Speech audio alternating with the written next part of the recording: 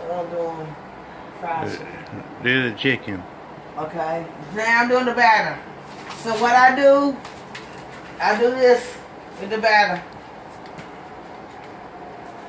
I take a plate like this, and I do it like this.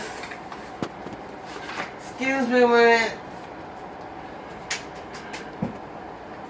I can put my gloves on.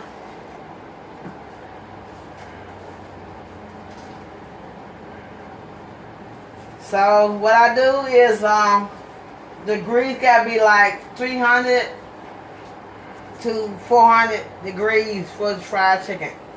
And I'm doing thighs. And I cleaned it already. Let me show you. And a breast cancer patient. So I got a pink pan. Pink. How y'all doing? Cancer patient. How y'all doing? I hope you're doing well. Okay, now I'm getting started stuff. Now season it. What I do is do like this.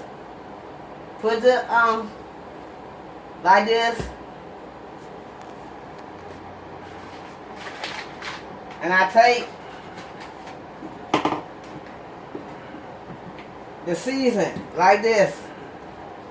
Italian season, cause y'all use your own season. Use your own season. Use your own season. And when you use season, that do better.